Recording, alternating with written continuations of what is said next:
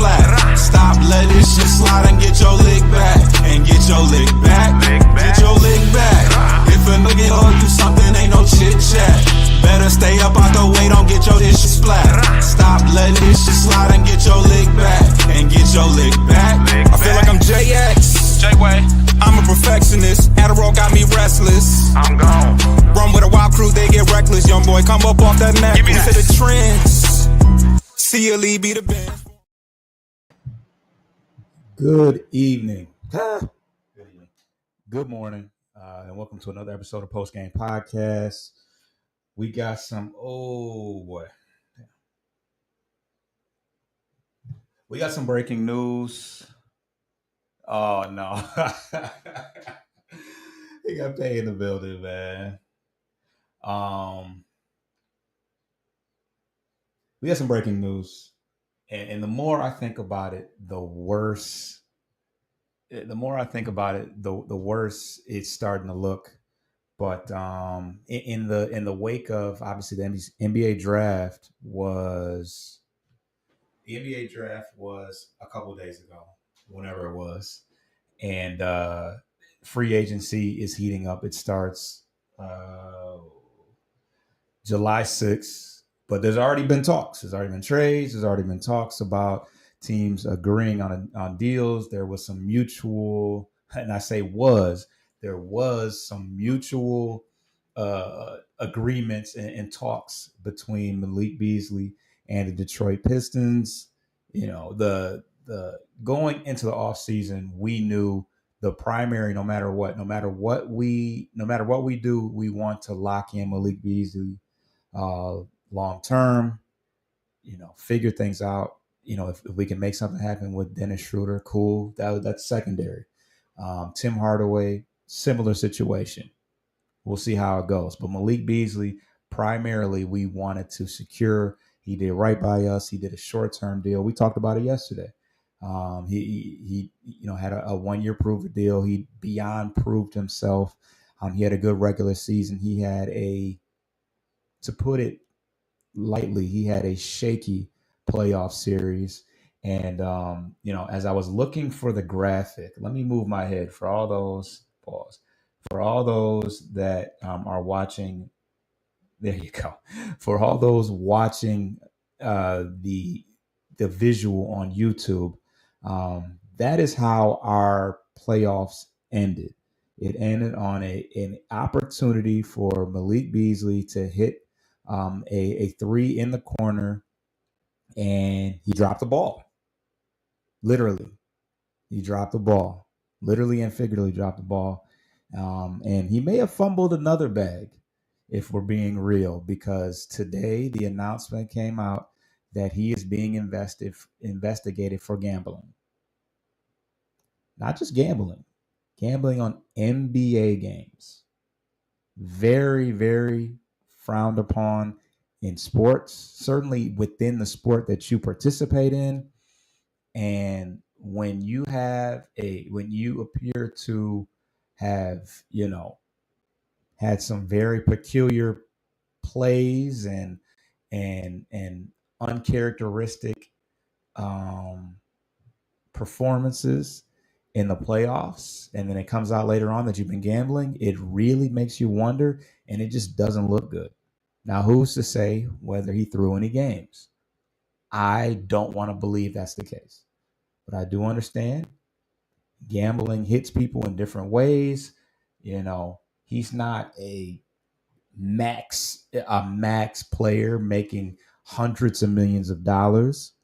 And, sometimes it starts, and sometimes it starts, very innocently, but, similar to drugs, it can consume you and take over your life and truly affect the way you operate, even amongst the things that you love the most. And for him, I would think it's basketball. So, like I said, in the height of free agency, the draft, summer league, et cetera, the timing is crazy. And I'm sure. Now, I don't know how you go, because I want to believe this is not true. But I just don't know exactly how how the league comes to the, and this is like the government when we start talking. This is deeper than the NBA as far as I know. And these are the same accusations that got Jonte Porter the lifetime ban. The lifetime ban. He can never come back. Not that he was that good, because this is kind of wild. Malik Beasley is what was nearly the sixth man of the year. So we're not talking about a G League player like Jonte Porter. We're talking about a NBA veteran that's played for numerous teams. And who's to say if it's true how long he's been doing this? We don't know. But I don't think they come after you all on a whim. I feel like they've got some smoke somewhere, and that's the reason why they are investigating this at all. So um, I hate to be a pessimistic, Detroit sports fan and thinking like, seemed too good to be true. I mean, his mom is from Detroit. He seemed to love the community that he was in, love the team that he was on. He begged Trajan Langdon, and we'll get to that. But it just seemed too good. It just seemed too good to be true. He's got the endorsement with Savvy Sliders, which is a local business, I believe, to Michigan. But and I say it's bad timing, but this is the way it works, and they don't come after you for no reason. So there's got to be some smoke there somewhere, I would think. But um, but yeah, as far as how it affects the Pistons, of course, and it makes you wonder. Oh, you go after a movement shooter with comps to Malik Beasley in the draft, and then here we are a couple of days later. Malik Beasley could be literally banned from basketball. So I don't believe in coincidences. That all things happen for a reason, whether the Pistons knew about it or that's just the way God meant it to be. That they would go out and get a guy that literally plays exactly like him. But at any rate, like I said, you got Tim Hardaway, you got Dennis Schroeder. Dennis Schroeder is basically saying they're not going to wait on me as I, look for my best offer. And we're laughing like, oh, it is what it is. Nice knowing you. Good riddance. We got Malik Beasley, but do we? Like, do you invest money into a guy? Now, this is somebody that we could have easily traded at the trade deadline for probably a first round pick, and we kept that off we said, no, we don't want to do that. We want to hold on to him because we plan to extend him at the end of the year anyways. And we want to, the hopes was to make a playoff push, which was, he was one of the main players that just didn't get the job done for us in the playoffs. So maybe we could have used that first round pick. Maybe we're not getting a Chaz Lanier. Maybe we're getting, we can still maybe get a Chaz Lanier in the second round. Maybe we get somebody even better in the first round. So there's such a domino effect when it comes to stuff like that. And there's two things that depreciate the value of sports: gambling and steroids, because everything is in question after that. Literally everything is in question once you compromise the game, cheating in some way. So yeah, now the heat around Nickeil Alexander Walker um, makes more sense at this point, because you're thinking, kind of redundant. We got some guards and stuff like that, but now it appears that we're going to make a very compelling offer to go out and get a Nickeil Alexander Walker, because out of necessity, possibly. Yes, we have Jaden Ivey coming back, but everything's in question now, and the Pistons don't know what the end result is. Why would you invest any considerable amount of money to somebody that could be dealing with a substantial suspension or the worst? We just don't know how that's going to play out, and time is of the essence. We don't have time to figure all that out at this point. We need to act on these things. Yes, we appreciate everything you did, Malik Beasley. You were a integral part of us getting into the playoffs and turning our team around so fast. But I feel like at this point you got to say good riddance and move forward. There were just small glimmers of doubt with Malik Beasley moving forward, but they were too small for you to really make any consideration towards moving forward. And at this point, you can ill afford to setting your franchise back in any way by having dealings with somebody that is compromising the game by gambling.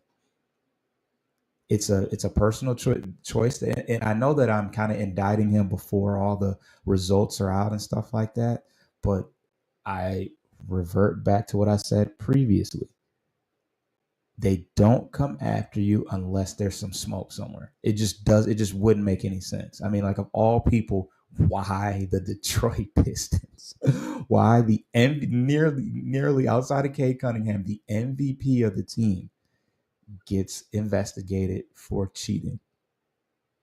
We just can't afford um, having that type of stain on our organization. He is one of the faces of the team. Unbelievable. So yeah, I didn't even really prepare for this, and I apparently he was a member of the Bucks for the first time. See, I didn't read in that case in point. I didn't read too much into it. I just kind of wanted to go off. I was actually going to wait for June. And of course, we can always get back on and talk about it. This will be something that we'll be talking about tomorrow on the NBA Central, the Central Division show tomorrow on Monday. So, but this was just I had to get this off my chest. I feel a little better about it being while he was a member of the Bucks. Maybe that paper was maybe a little shorter than. Maybe the Pistons giving them that deal put them in a better place. But yeah, I should probably do a little bit more research. This was kind of a drop of a hat reaction to what happened, because as I thought more about it, it just got worse and worse. And then you got your pessimistic Detroit fans that are just going to go off and have so much to say. And your Piston haters are going to have something to say now as well. But you know what? I feel a little bit better knowing that this might have happened while he was with the Bucks. But we know this is like a RICO charge. They keep an eye on you, and it doesn't start instantly. It's always something that started back, long ago. And then when they feel like they've got all the information they need, they kick that door down, and it's over with. So timing. Right before free agency starts, right before summer league starts, right after the draft. So the Pistons know. The Pistons do. Not that there's any faults on their end, because they knew by the time the draft came. They drafted their Malik Beasley clone. And you wonder why they didn't go after a big man. They didn't go out and get a stretch four. They went out and got the carbon copy to Malik Beasley. Now, I once again, as I close, I want to premise by saying that I'm not indicting him ahead of time. He has not been convicted of anything yet. But when it's all said and done, the Pistons got to make the best. They got to make the best decision for themselves right now. And there's just no way. His stock is plummeted at this point. So if you get him on the sweetest of sweet deals, which I doubt is going to work out like that, but if that's the case, then maybe you consider it, given knowing more information, maybe. But other than that, you gotta pivot. Neil Alexander. I don't even know what other guards I haven't really looked into the guards that are available. But you got it. You got to make that pivot for the sake of the future of the franchise. So I'm going to close out. You might see me. Well, you're definitely going to see me in the evening discussing the Detroit Tigers with Coach. So please tune into that on Corner to Copa. But outside of that, we'll see how things go. Subscribe. This is the raw and uncut. Before I really had an opportunity to let it all dwell in. It's dwelling as I speak right now.